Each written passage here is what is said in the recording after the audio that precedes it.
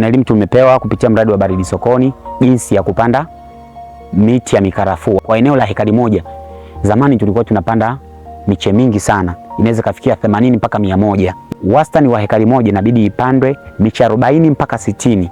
Hii inasaidia kuweka umbali mrefu kutoka mche mmoja mpaka mche mwingine, mstari mmoja mpaka mstari mwingine. Lakini pia tumepewa elimu kuhusiana na kilimo ekolojia. Kwanza inatupunguzia gharama za kilimo. Mbegu za kilimo ekolojia ni hizi mbegu ambazo sisi wenyewe tunazalisha, sisi wenyewe tumerithi kutoka kwa mababu. Huu mradi wa Baridi Sokoni ulikuwa na sehemu ya kununua mazao ya wakulima, na walinunua zao moja tu, zao la karafuu. Wakati wanakuja kununua, bei ya mtaani ilikuwa ni shilingi 13,000 mpaka, yani kati ya 13,000 na 14,000. Lakini kupitia mradi wa Baridi Sokoni ilituwezesha tukauza karafuu kwa shilingi 20,000 kwa kilo moja.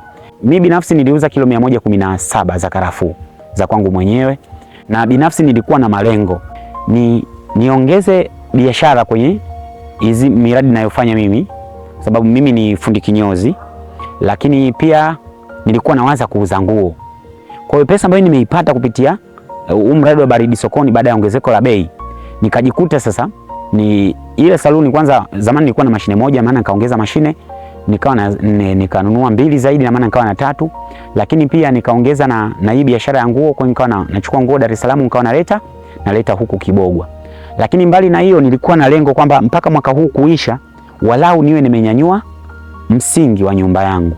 Lakini kutokana na ongezeko sasa la pesa ambayo nimeipata kupitia zile bei ambazo zimetokana na mradi wa Baridi Sokoni, nikajikuta napitiliza malengo. Kwa hiyo kwa namna moja au nyingine naweza nikasema mradi wa Baridi Sokoni umenisaidia kwa kiasi kikubwa, sababu umenivusha malengo, yani umepitiliza malengo 100% ambayo nilijiwekea kwa mwaka 2025.